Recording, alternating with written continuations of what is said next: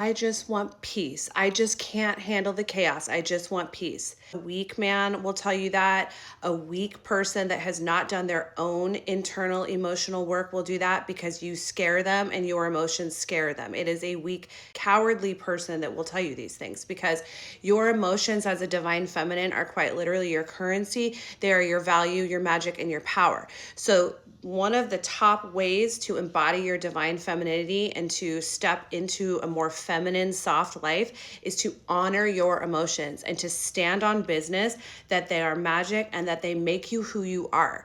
And a person that can't handle that is a weak ass person. I had to, first of all, deconstruct and deprogram myself from believing that emotions were bad, that they were going to preclude me from love, that they made me too much. And I had to start honoring and start alchemizing those to my highest good. So during my breakup period where I really went solo for a long time and I didn't date and I didn't have a lot of friends around me because my friends had centered men and were pick-me's, and so they really weren't there for me when I went through my breakup, it forced me to be alone and it forced me to honor and start acknowledging my emotions.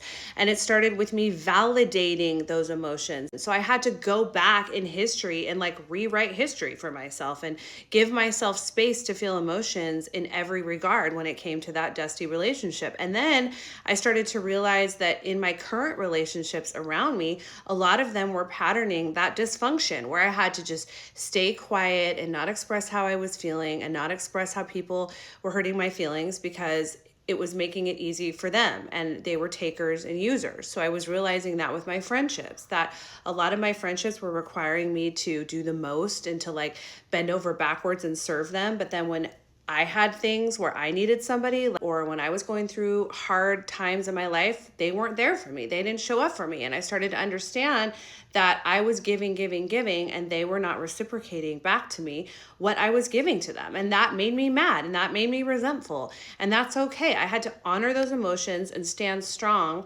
on those emotions that they were valid and I'm allowed to have them. So as you allow yourself to feel and express emotion without fear of being told that you're too much or that you're dramatic, that is what society is trying to tell women and has tried for eons to indoctrinate us with so that we do not stand on business. Nothing is scarier to a dusty man than a woman that's standing strong in her power and owning how she feels and raging like a torrent. I love the metaphor of the ocean. Women are like the ocean.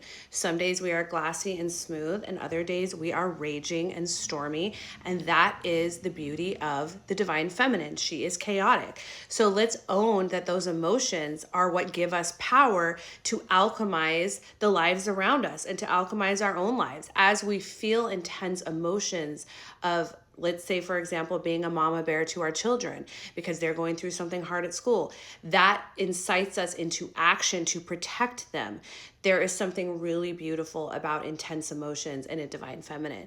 So the sooner that we can honor those and accept those as part of ourselves and stop shaming ourselves and get those voices of patriarchy out of our head that are telling us that our emotions are shameful or that we're too much or we're too chaotic, the quicker we can change the world and the more we can embody our divine femininity and be more feminine. It's interesting now because my marriage with my husband now is so beautiful because he honors, respects, and validates every emotion that I have. And he is a strong ass healed masculine that can handle all of my emotions. No matter what I throw at him, no matter what I bring, he remains calm, he remains steady, and he approaches all of them with grace and patience.